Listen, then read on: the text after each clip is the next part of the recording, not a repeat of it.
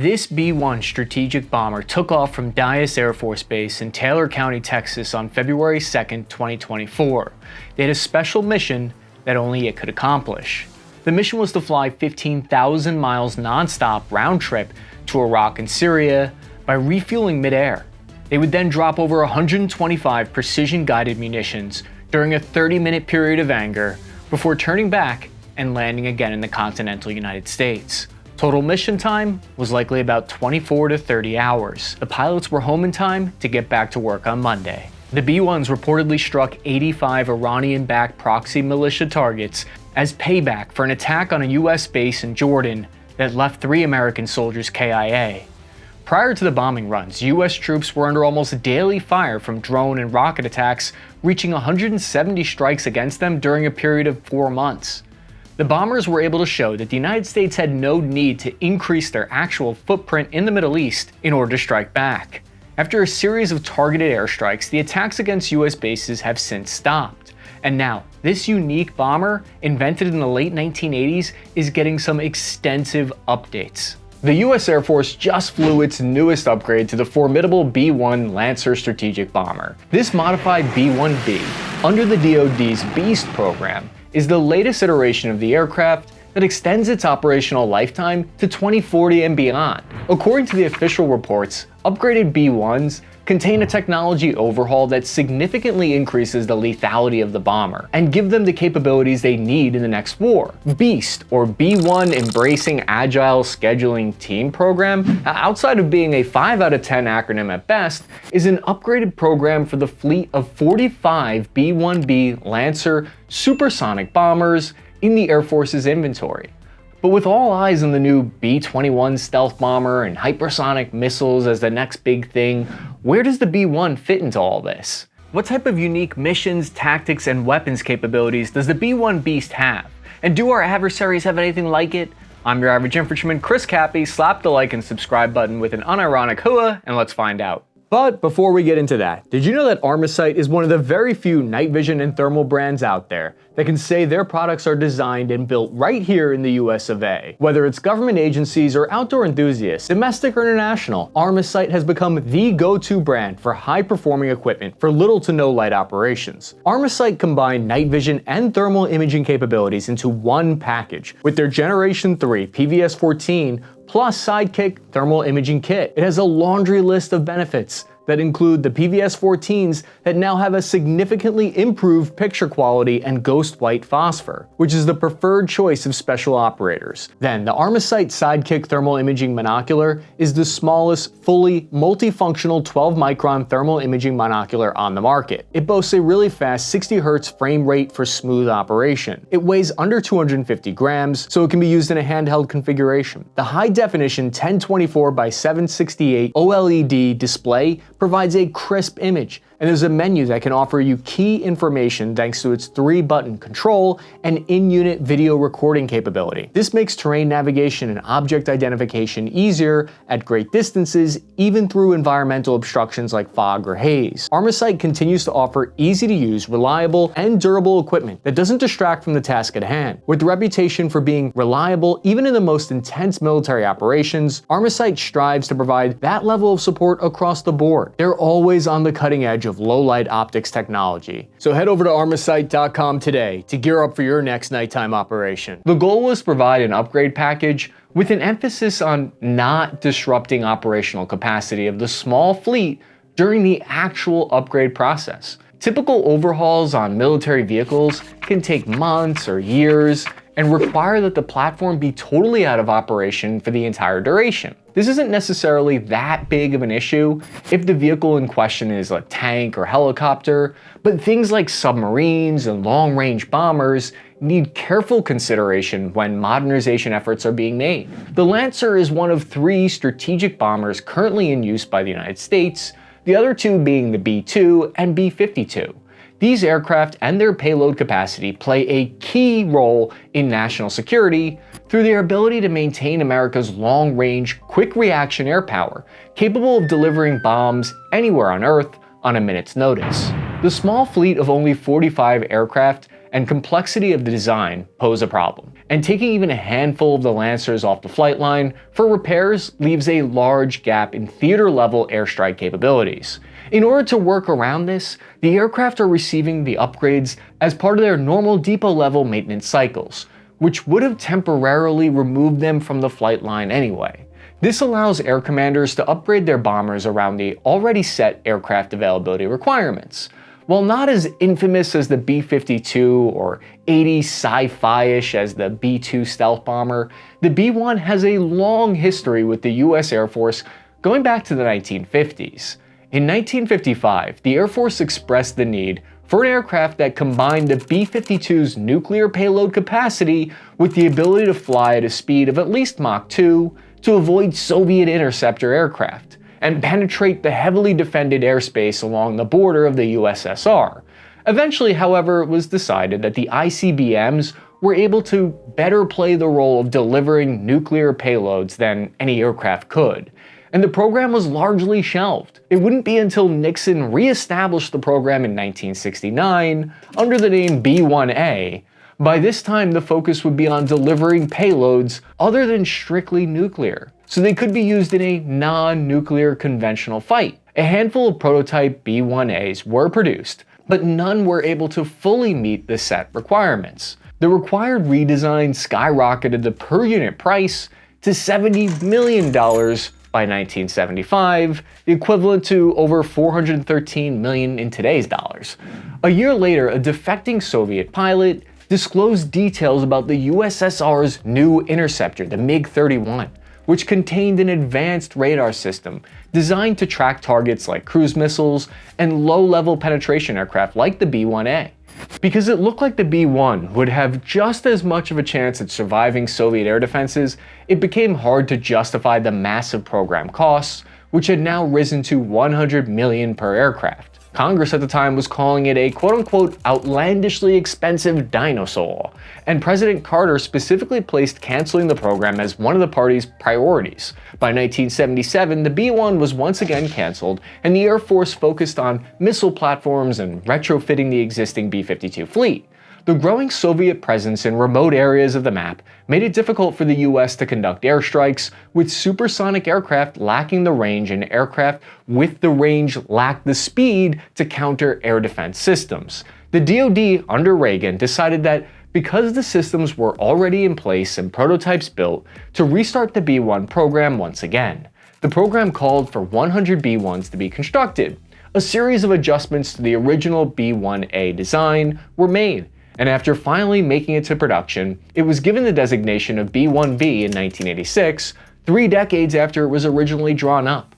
Oddly enough, despite being in service, it didn't see any action in Desert Storm's famous air campaign, first being utilized in combat in Operation Desert Fox in 1998. This was an often forgotten bombing campaign against Iraq targeting suspected WMD manufacturing facilities. It only lasted 4 days. The major reason for this was that the original mission for the Lancer was strictly for nuclear weapons only, under the Air Force's Strategic Air Command. As the priority for the Air Force shifted from the nukes to conventional munitions, the B-1 had to be retrofitted in order to carry the Mark 82 500-pound bomb. In 1995, its nuclear capability was completely removed under the new START treaty with Russia, who inspected the aircraft every year to ensure compliance until 2023.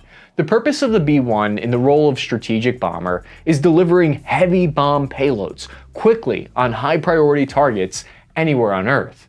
But when and where they are used actually gives us insight into the bigger picture of an operation. American airstrikes, depending on location, typically exist in a tiered system of priority. Drones sit at the lowest level, performing reconnaissance and pinpoint strikes. Above that is ground attack aircraft and fighters like the FA-18 and F-16, able to carry a mixture of types and sizes of bombs while reaching a target area faster and from farther away than a drone. Short-range ballistic missiles also fit into this tier of priority. Finally, above both are what's called the strategic level bombers, carrying significantly heavier payloads than a drone or fighter would be able to. The transition of using fighters for strikes to strategic bombers is a significant escalation in offensive posture for the US, as the United States and UK began airstrikes against the Houthis in Yemen. The usage of the B-1s beginning in February 2024 was a sign of increased American focus in the region. Peer air forces in China and Russia have somewhat similar platforms, with the Russians supporting the Tu-160 supersonic bomber and the Chinese fielding the H-6. The H-6 is a licensed copy of the Russian Tu-16 bomber, and it's by far the oldest of the three countries, and will be completely replaced by their H-20 bomber. Russia's Tu-160 is the newest, fastest, and largest of the design, but has a smaller payload capacity than the B-1B. They also were only produced sporadically in small numbers and have been noticeably absent from the war in Ukraine. There are two reasons why the Air Force upgrades from fighters to bombers when looking to drop freedom seeds on anyone lucky enough to receive them. The first is payload capacity. From its inception, the Lancer needed the ability to carry a heavy payload, which resulted in the capability of carrying 75,000 pounds of munitions.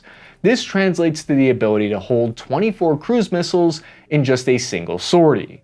The B-52 can only carry about 70,000 pounds, and the B-2 only 40,000. Typical missile payloads will be a mixture of subsonic AGM-86s for conventional ground targets, AGM-158 stealth missiles for high-priority targets in contested airspaces, and AGM-158Bs, which have a range of over 620 miles for those pesky, hard-to-reach targets. Just for reference and context about that, to reach the equivalent cruise missile capacity, it would take 15 of the latest F-15E fighters, as each can hold a maximum of 2 at once. If cruise missiles aren't on the menu though, it still has the capacity of carrying a similar number of Mark 82 and 84 general purpose bombs, JDAMs, or GBU-39 small diameter bombs. We can see that the deployment of Lancers to an airspace mirrors the escalation in targets being engaged at a given time. An F-16 or FA-18 can engage a grid square, right? But a B-1 can engage the entire map. The second reason to bring in the bombers is their speed and range over other air assets. The Lancer is the last of the variable sweep wing designs in the US arsenal, also known as a swing wing. It allows for the wings to extend laterally for efficient low-speed flight, and has a wingspan of 137 feet, and collapse towards the fuselage for better fuel economy at higher speeds and altitude, extending operational range. The aircraft is a blended wing body, which is when the wings and fuselage form a continuous geometry, helping reduce drag and greatly increase the "wow, this plane looks cool" factor. The streamlined design also aids in reducing RCS, or radar cross-section, of the bomber. Though not a dedicated stealth aircraft like the B-2, the B-1 uses a series of serpentine air intake ducts, which helps regulate the airflow into the engines to throttle speed, and helps deflect radar returns from compressor blades over the engines. It also has a cover with a classified radar-absorbing material to decrease overall return size. The slightly smaller radar cross-section gives the other onboard countermeasures some breathing room in deflecting returns, such as the AN/ALQ-161 radar warning receiver. All of these combined gives the B-1 an impressively small radar cross-section of just about 0.75 meters. Compared to the B-2's 100 cubic meter return, this is still tiny when compared to the FE's 25 meter and F-16's 5 meter return. The combination of small RCS and speed allows the Lancer to scoot in and out of contested airspace rapidly, or better yet, just launch its cruise missile payload before coming into range of the enemy emitters. If passive countermeasures don't work, each B-1 is equipped with 8 flare dispensers, each holding 12 MGU-23ABs. These are some of the largest flares in the world, each weighing almost 3.5 pounds. Try lighting one of those up on the side of the road when your car goes down. If all else fails, Lancers have the option of carrying the ALE-50 towed decoy system, which, as the name implies, launches a towed radar decoy to redirect incoming radar-guided missiles to it rather than the aircraft itself. It's basically the countermeasure version of those big airplane signs you see on the beach.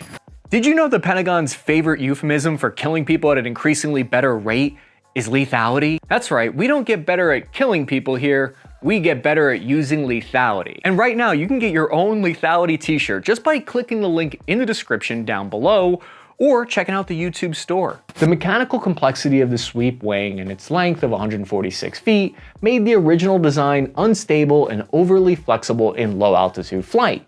So a structural mode control system, which automatically controls a series of vanes and lower rudders, was installed to smooth out the flight.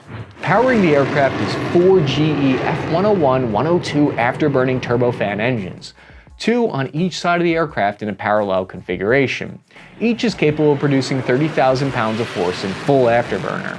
With a full payload, it has a combat radius of about 1,500 nautical miles, but with the range of the carried cruise missiles can hit targets 2,000 miles away or more. That said, placing range parameters on strategic bombers is a bit of a mischaracterization of how they're actually used. Because strategic bombers are such high priority assets, they always have some level of mid-air refueling support. This effectively extends the range of bombers to anywhere on Earth using a network of KC-135 stratotankers to ensure the Lancer doesn't have to land until it's back at home base. These are known as conus-to-conus operations because they start and end at the continental United States and can involve up to 4 mid-air refueling over the sometimes 30-plus hour missions. Fighters carrying air-to-ground ordnance are obviously also heavily reliant on tanker support, but the shorter combat ranges often require combat sorties originate closer to the target location, and for fighter units to be forward deployed to an international airbase. This has the major benefit of allowing the bombers to remain stationed at their home bases, even in the continental United States, rather than forward deployed to areas with less logistical support and potentially for ground strikes while the bomber isn't flying. This is only made practical due to the high speed that the B-1 is capable of reaching. When the Lancer's wings are in the stowed swept configuration, it can reach upwards of Mach 1.2, making it the only strategic bomber in the entire US Air Force capable of supersonic flight. The worldwide range, speed, and carrying capacity not only make it dangerous in an air campaign, but even makes it a tool for diplomacy. In the same way that the Navy deploys carrier groups to potential conflict areas to assert influence, the US Air Force deploys its strategic bomber fleet to places around the globe. Of course, this strategy of deterrence and influence only works if there's some bite behind that bark, and to date, over 12,000 sorties have been flown by the B-1 platform. Those combat missions have had incredible high success rates due to the advanced avionics and fire controls found in the aircraft. Lancers utilize the AN/AA-33 Sniper Advanced Targeting Pod, which uses a combination of IR scanning, laser designation, and data recorders to identify and track targets for the onboard weapon system to lock onto. It can do this even through smoke and clouds at an altitude of 50,000 feet above the ground. Recently, there's been a shift in how the Air Force wanted to use its increasingly smaller Lancer fleet. 20 years of the global war on terror put considerable strains on the B-1 airframe due to the fact that these were primarily low-level gravity bomb-centered missions. The physical strain on the aircraft was beyond what was intended originally compared to less intense high-altitude passes. As aircraft age, it becomes increasingly difficult to source repairs, as highlighted with the B-2's latest cockpit glass debacle. This ultimately led to the Air Force to drop shorter-range, low-speed operations and focus exclusively on longer-range operations.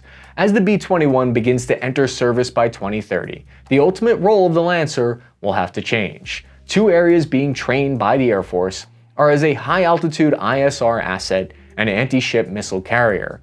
Given decent stealthiness and advanced sensor package, the Lancer is primed to take a back seat to dropping bombs and serve as a data platform for other aircraft and ground forces.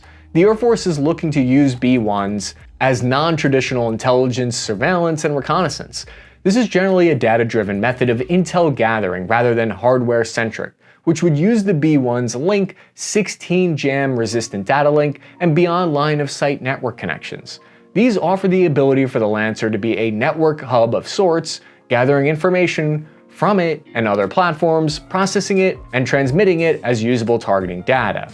This was one of the major goals of the Beast program, which streamlined the networking process and increased its data storage capacity to take a significant portion of the information side of the B-1 and automate it. The DoD plans to have the B-1 fill these more niche roles, while the B-21 takes on the role of primary strategic bomber for the Air Force.